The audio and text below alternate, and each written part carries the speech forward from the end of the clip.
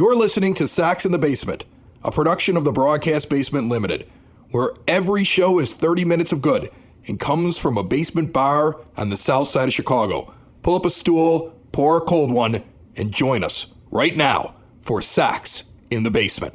Heard everywhere podcasts can be found, and always at soxinthebasement.com. Part of me wants to just take the staff of Cork and Carey and take it away from Jake Berger because it seems to be weighing him down. Like he's hitting like 1-something since we handed him the staff just a couple of days ago. Good. I don't think one has to do with the other, but maybe just hand it to Michael Kopech because of the way that he's pitching. And also, it's kind of an apology for the fact that even though I still believe I was right at the time, a month ago when I said, move that guy into the bullpen because he isn't showing me anything.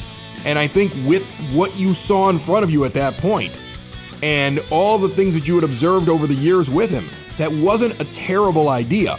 But now I see him pitching so well. On the other hand, Ed, it was just the Royals, and the start against the Guardians, right after I get pumped up about that start, I see a stat that the Guardians have scored less runs this year than the Oakland A's. So is it real or is it fake? It's a fascinating thing right now for White Sox fans who are trying to figure out what they think of this team going forward.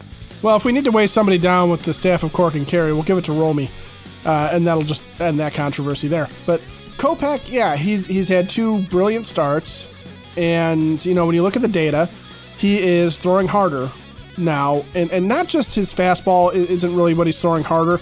He's putting more on the breaking stuff. His slider is at its peak hardness, if that makes sense, and he's consistent with it all the way through the lineup, right? So his average against Cleveland was 87.46 miles per hour on the slider, 86.9 against the Royals. That's up a couple of miles an hour over where he had kind of been sitting earlier on in the season. And the curveball, when he does break that out, he doesn't break it out much. He broke that and the changeup out more against the Guardians than he did against the Royals. But even that, he's put a little bit more on. He's about 2 to 3 miles an hour up on the curveball. Changeup, you're not supposed to be throwing it that much harder. He's been pretty consistent with that. He rarely uses it anyway. So he's not changing locations. He's not changing much of what he does. I kind of wonder with Kopech if this is, the good news is that he's like Kyle Wright of the Braves was last year, where Wright was kind of a disaster in the year prior. He was a disaster in 21. He was a highly thought of prospect with brilliant arm talent, but he never really put it together. Last year, he broke out and was amazing for the Braves. And all he said that he did was he just started throwing with more conviction. He just started throwing with more confidence. He was more comfortable on the mound. He was more comfortable with his arm, more comfortable with his stuff, and was just basically throwing it like a man who wanted to throw it.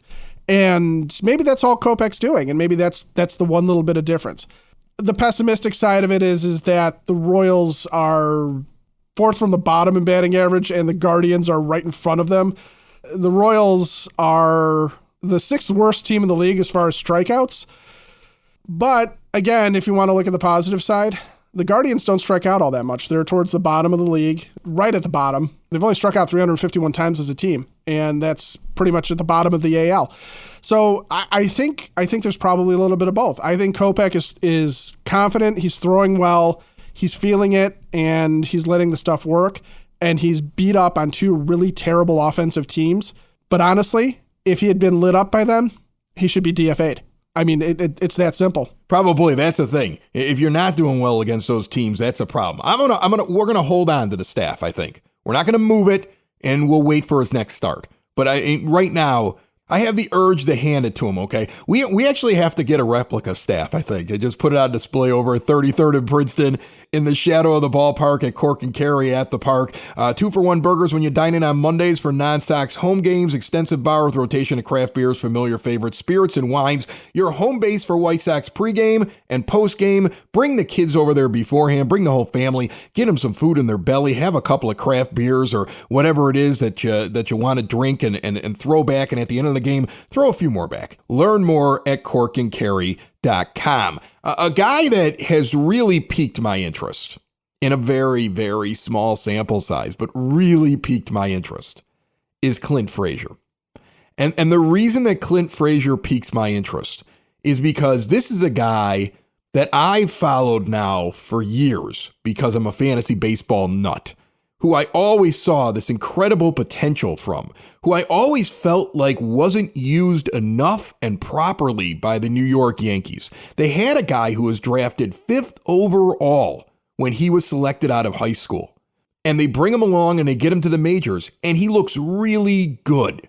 He looked very solid in 19. He had a very good season in 2020 in the shortened season. He had an OPS over 900. You can't ask for much else. He shows the gun off from the outfield. He can play the position. He has the potential to be the best right fielder you've had out there in a long time, White Sox fans. Like, this is an actual guy who belongs out there. And, you know, it's a small sample size. I don't know what he's going to do, but he has the pedigree. And if you're honest with yourself, right, Ed, this is a guy who's only available because he had a freakishly weird path over the last couple of years with injury, right? Yeah, you go back and he suffers a couple of concussions when he's with the Yankees. Eventually, he develops vertigo. So he's got dizziness, he's got vision problems. And he can't hit. He can't do anything. Well, you can't see, right? You can't square up a baseball if the world is spinning around you. So he has these problems. The Yankees move on from him, and that's fine. You know, the Yankees made a decision that they didn't want to deal with the injury. They thought maybe they had better options, whatever it is. Think about it. In 21, when the Yankees let go of him, he's hitting 186. He's got a 633 OPS. His on-base percentage and slugging are the same. They're at 317 each. And the guy has dropped off considerably from the shortened season the year before. And they're probably like, I don't know if he's ever going to be right again. Yeah, and so he gets let go. He catches on with the Cubs. What is the first thing the poor guy does when he's on the Cubs? Has an appendicitis attack, ends up getting an appendectomy, comes back from that, is never quite right, and then becomes an afterthought for the Cubs too, and ends up, you know, out here in the world. And Rick Hahn does something that I almost think it might be the smartest thing that Rick Hahn's done as a GM. Right. And that is that he's invested some time in guys like Clint Frazier and Adam Hazley, these guys who are former high picks and guys that have been cast off of other teams for whatever reason. With the Phillies, Hazley just never quite lived up to it. With Frazier, it's very clear that the injury history has kind of held him back, right? So Hahn is taking a gamble on these guys. Well, that's kind of how you sometimes find something good, right? When you're signing guys into the minor leagues that show up at the top of list, we've talked about this. This is like Rick Hahn's thing, right? Like, if he goes into the trade deadline and the White Sox are sellers, and until they prove a little bit more, that's probably where they're headed. But if he goes into trade deadline and they're sellers, more than likely, whoever he acquires will be somebody that shows up on a couple of lists that you or I could pull up on the internet. It's not going to be because they found some diamond in the rough with their scouting, because they've never been able to show that they can do that in trades. That's why they constantly lose at them. And the only times they're ever considered winners is because they got people that were way up on top of like prospect list. So it's very Hahn-like to say this guy was drafted in the first round, we're going to pick him up. In fact, it's very Kenny Williams-like to go do that, because he loved to go out and get athletes, and he loved to get names that he missed out on, right? And that's why Ken Griffey Jr., according to Ken Williams, is a former White Sox player. Well, yeah, technically he is, but I mean, his entire Hall of Fame career wasn't with this team. That's why we had Robbie Alomar. We had his brother too, right? Sandy Alomar Jr. was on the team. Like, Manny Ramirez was on the team. Andrew Jones has been on this team. Like, that's a typical thing from the front office. And you hate it when they do it in the wrong way, and they invest money and they're trying to force you to believe this guy's still got something left in the tank at the end of their career. But picking up a guy in the minors, getting a guy a minor league deal and saying, you know what, let's see if he can figure it out while he's down in our system, that's actually smart. But I think it all goes back to their general mentality up there. This is just the good part of that mentality. I think that's a Jerry thing. You know, you mentioned, you started listing that out. In the back of my head, I'm sitting there going like, well, that you know, you can go back to Tom Seaver as a member of the White Sox, where he has that cup of coffee here, that one season here.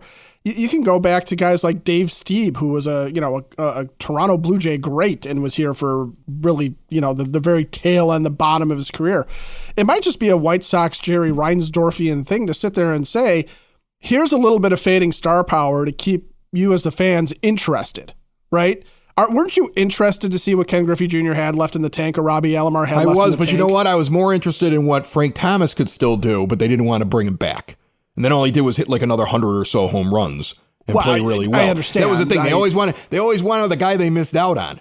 That was always the problem that I had, you know? But I get what you're saying. It might even be a Jerry thing. The thing though that I enjoy about Frazier is the potential. Right. He still has potential. That's what's great about this.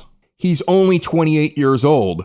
And if you sit there and say, okay, his year 27 or his year 26 and his year 27 seasons are explainable based upon the concussion, into the vertigo, into the appendectomy. And man, I hope Eloy isn't going to come back and struggle coming back from that. Well, again, the Cubs only give him 19 games. Yeah, they didn't give him a lot of time. They didn't give him a lot of time. And that's why Eloy's got to go and get himself a rehab assignment. But you can look at that period where he falls off and say, what if we just erase that because there's extenuating circumstances? And if you do that, what the White Sox have then is a guy that the 2 seasons beforehand was a high-level guy at the plate and plays the field very well and could be very valuable to you. If only this season would have started on May 1st, Ed, things would be just awesome right now, wouldn't they? Oh, we'd be having a much more fun time, wouldn't we?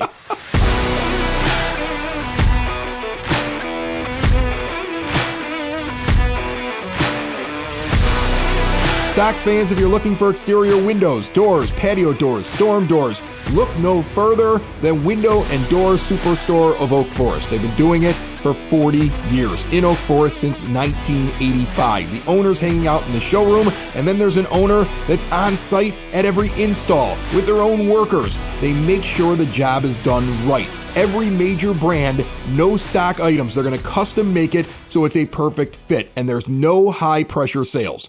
They don't show up in your home with some dingy little window example and then try to tell you that there's some special. And if you have a sign right now before I walk out the door, I can give you the special, but I don't know if it'll be there if I make it to my car. That's not happening. You go into their showroom. You see full examples. You see the window etchings. You see the different doorknobs. You see everything. They're a half block east of 159th and Ridgeland. Stop in and see them today, 6280 159th Street. See more at windowdooroakforest.com.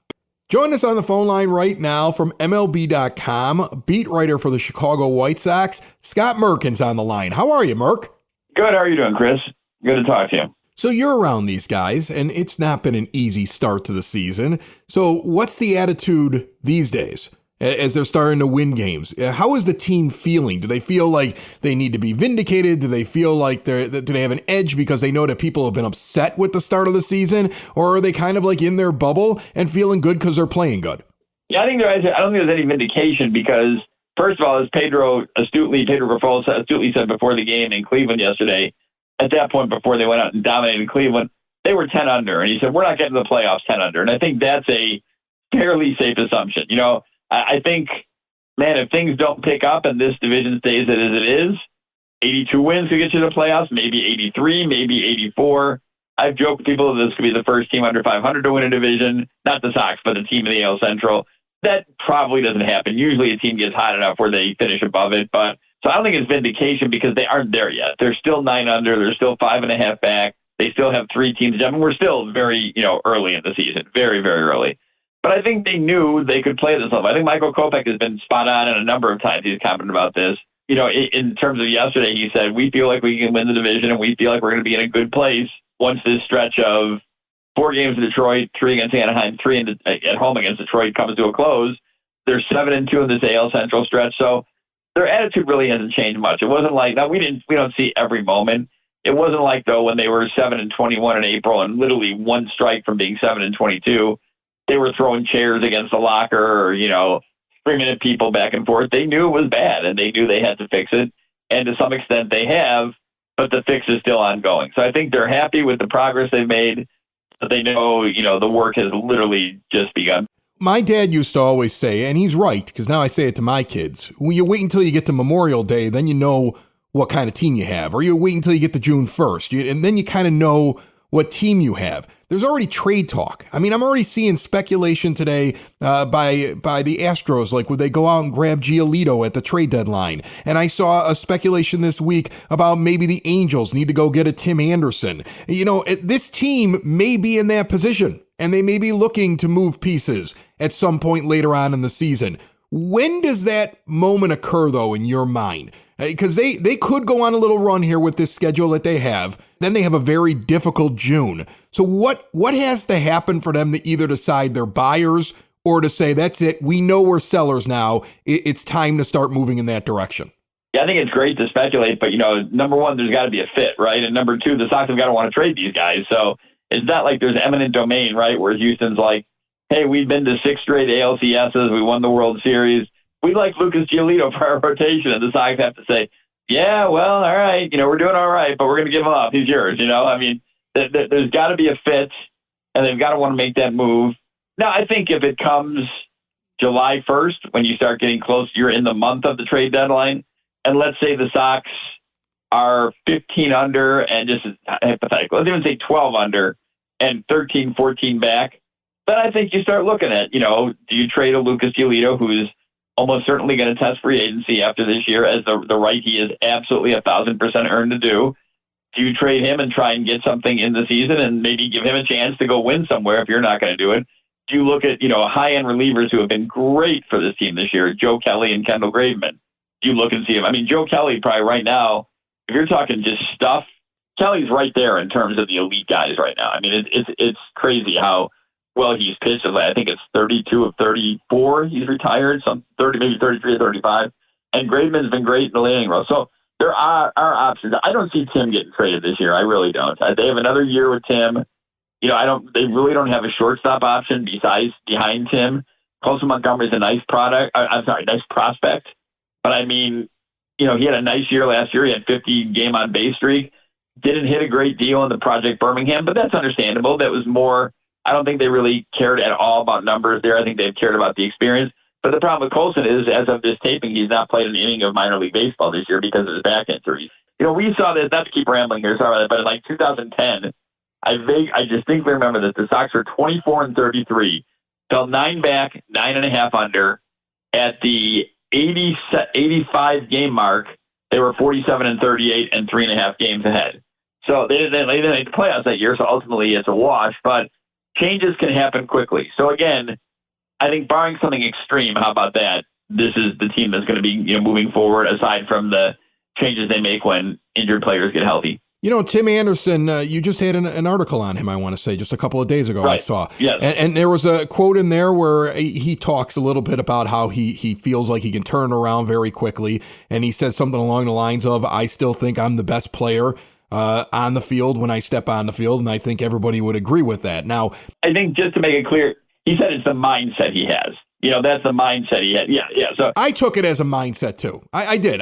Right. And let me tell you this. I mean, if you're at that level that Tim is, and I'm talking a starting all-star shortstop, I'm talking a batting title winner, I'm talking a guy who I think has the second or third highest average in baseball since he won the 2019 batting title.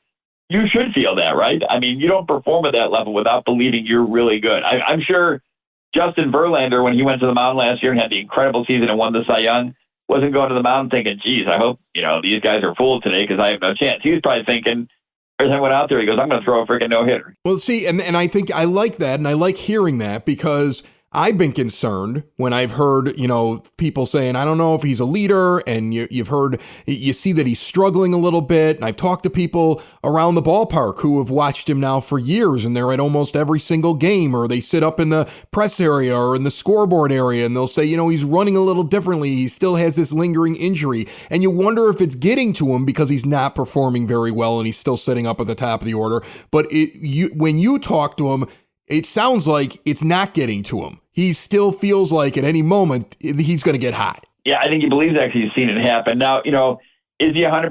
Is he 90%? I'm not sure. He even laughed and made the comment to me that nobody wants to hear if he came back too soon or came back too late, but they needed him back. I mean, the records prove it, that they're a different team with him in that lineup. And it's not so much that with him there, he's contributing every second, but I think just his presence is a different feel out there. So, yeah, maybe he's not completely. I mean, I don't know any player at this point that probably is 100%, but maybe he still has lingering effects. That was a bad injury, that he suffered in Minnesota and got back. I think he's 4.5 weeks out, maybe almost 5 from that injury. So yeah, he's probably just getting the field, but no, his confidence does not seem shaken, nor does it really ever see. This seems like the Tim Anderson that I've pretty much known since he was drafted. I guess maybe not right as he drafted. Most kids when they're drafted are a little, reserved and just trying to kind of figure things out, but maybe like a year or two afterwards, this is the Tim Anderson that I've known. So I still think, you want to see him drive the ball more a little bit. I think his defense is kind of here and there, not here and there. His defense has some pockets where he makes mistakes, but he had a great game against the Guardians on Tuesday night that really helped them win. So he makes the plays. He's a good, I shouldn't say here and there. I should say here and there are some mistakes he makes, but that's every player on the field. Scott Merkin and every guest on Sox in the Basement, brought to you by the Village of Lamont. Want to experience a downtown with real history, great eats and drinks, and green spaces filled with adventure? Visit the Village of Lamont. Shop, dine, drink, explore. Check out their 150th anniversary festival on June 10th. We will be out there. Come find our tent and see more at lamontdowntown.com. Merk, before I let you go, Liam Hendriks is probably going to be activated soon, I would think. I know he's got another bullpen session here over the weekend. Have you guys gotten any indication from him about his feelings, his anticipation for coming out in front of that crowd for the first time at the rate? Yeah, he talked about really the 2 times he's talked to us since this, he announced that he had non-Hodgkin lymphoma. Was he had a big press conference when he came back to Guaranteed Rate Field, and he was tremendous in that and very good spirits. And then he was on with us via Zoom from Gwinnett in his first game back. He talked about how emotional that Gwinnett game was, and there weren't, you could see the crowd. It was rainy that night. There wasn't exactly 30,000 people in the stands, but not only did the fans give him a standing ovation, but both teams came out of the dugout and gave him an ovation. And he said he kind of laughed and said, it's tough to have that angry edge, to pitch angry when it's all good people you're going against, So I can only imagine that's going to be 30 times whenever he comes back, whether, there's an outside shot he comes back in the Detroit series, or it's sometime this next homestand where it's 3 against the Angels and 3 against the Tigers, or maybe even later than that, maybe even beyond that he comes back. And no one knows. It's Pedro's been very careful to the point of sometimes gets a little, I think, peeved when too many things are asked about that, because I think they try to lay it out as much as they can without giving away too much information. Maybe they just don't have the exact information. So to make another long answer way shorter, it's going to be amazing. It's going to, like I've even said, and other reporters have said this too, they should use him as an opener for the game. Just that one game, just to let him get that out, let him take in the appreciation from people of what he's done. I love that idea. Make him an opener on the day that he comes back. I think it'd be brilliant. Yeah, let him come out. Let him come out before the game. Let him get like a 10-minute standing ovation when he's warming up. Let him get an ovation when he gets to the mound. And then from there, let him close. And Scott Merkins with MLB.com. He's a really good beat reporter who covers the White Sox, and we're lucky to have him on every once in a while here on Sox in the Basement. Thanks so much, Merk. Okay, Chris, take care. Sox in the Basement listeners, do the hard work. And if you're a hardworking man or woman on the South Side, you need to be outfitted properly. And that's why you should visit Red Wing Shoes in Evergreen Park, New Lenox, and Geneva. A work boots specialty store that carries sizes from 6 to 16 and feet as wide as 4E. A 115-year-old company that came out of Red Wing, Minnesota. And one of its largest stores in the entire Midwest is in Evergreen Park, Illinois, ever since 1976. When you're on your feet, the footwear is everything. So why not get an expert fitting? They warranty, repair, and offer free conditioning with laces. And they also carry Carhartt work clothing as well. Located at 3347 West 95th Street in Evergreen Park, Illinois, at 208 East Maple Street on Route 30 in New Lenox, or at 1749 South Randall Road in Geneva. Visit them today. You work hard. You've earned it. Red Wing Shoes. So I put a poll out on Twitter for those that still use the Twitter. I don't even use the social media very much anymore, and I keep getting told by our social media manager that I need to be more interactive with the Sox in the Basement Twitter account. So I'm starting to try to put out more polls. And I asked the question, what do you need to be sucked back into believing in the White Sox? Because I see people that are just hyped at this point. And just to review here, folks, there's good and bad in what I'm going to read off here. You took 2 out of 3 against Cleveland, and it got you to 13 under 500. Then you swept Kansas City, you got to 10 under. Then you take 2 of 3 from Cleveland, it gets you to 9 under.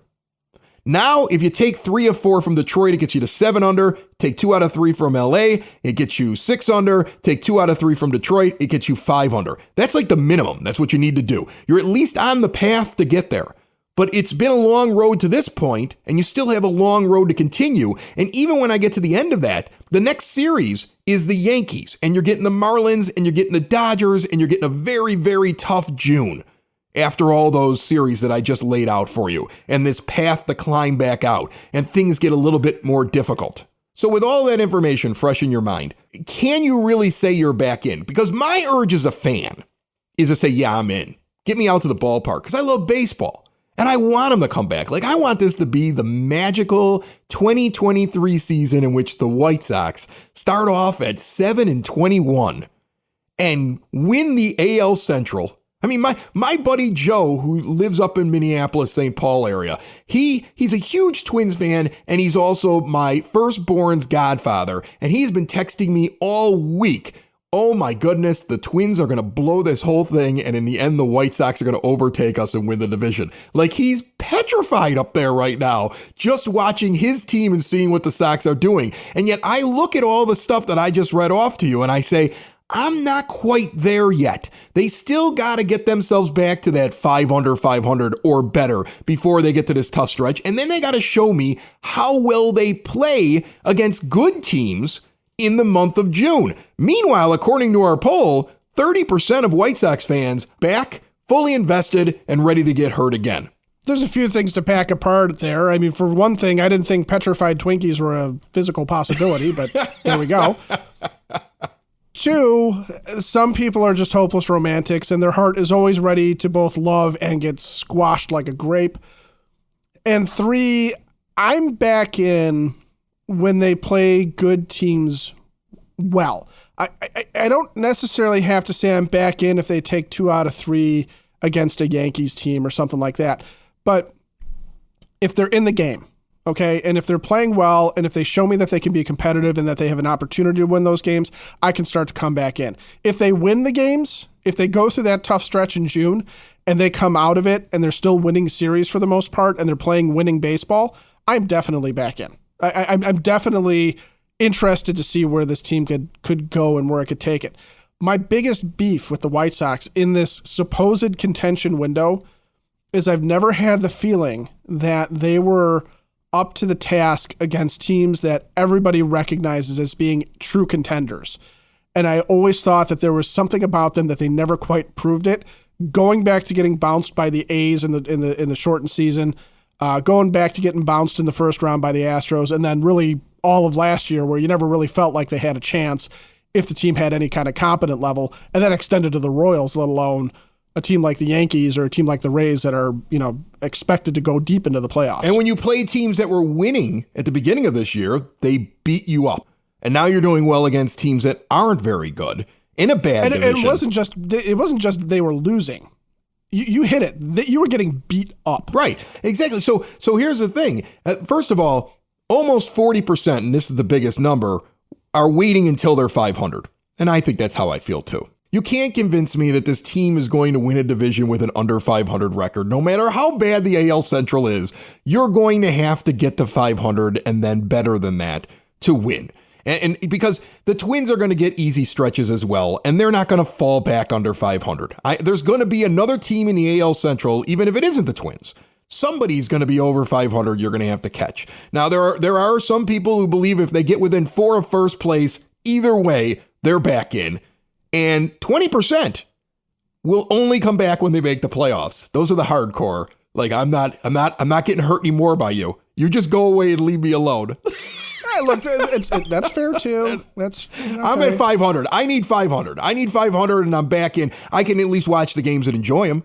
Like, I'm really enjoying this style of baseball, and I'm seeing good things. I can do that, and I can also sit there and say, I'm not putting my heart back into it until I see them get to 500. Or at least see them, like, how about this? If they, let's say, get like a couple games under 500, and then they play that really tough competition, and they win a couple series, lose a couple series, and basically play 500 for about 2.5 weeks, and they're still within striking distance, you go, okay, well, maybe they can get on another run now in July. And that's the weirdest thing about the trade deadline. Like, I see all these articles, like, what are they going to do at the trade deadline? How do you know at this point? You've got to figure out what you're going to do in this little stretch here, and can you get yourself out of this hole and climb back closer to 500? And then you got to see what you do against the Yankees, and what you do against the Dodgers, and what you do against the Rangers. All these teams that have been playing really well that are good teams this year, what are you going to do against them? You're not going to know what you're doing at the trade deadline until the All-Star break, unless you completely fall apart in June. Yeah, the only other way you know what you're doing at the trade deadline at this point is if you're sitting there going, look, we're committed to, no matter what, we're committed to try and find a trade package for Lucas Giolito because we know he's not coming back now, and we made that abundantly clear to everybody.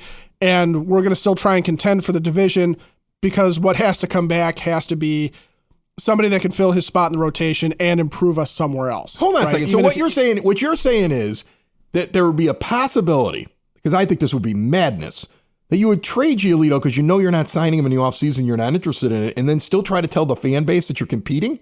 Only the White Sox could try and pull that off. I'm just saying. I mean, it is a White Sox thing to do. That's a typical White Sox front office thing to do. Like, we're going to keep competing. He just wasn't going to sign with us. And, we still think we can get in there. And by the way, get your playoff ticket deposit in, and or otherwise you won't have seats next year, right? Like, they'll be trying to pull that on you as well. So, I mean, I can see them doing it. I'm not unaware of what team I'm talking about here. Yes, if you and I were on a Yankees podcast, I'm sitting there saying, yeah, unless they want to try and trade Garrett Cole and then still say that they're going to contend, I would slap you. I'd reach across the bar and smack you in the face. I'd smack myself for saying that.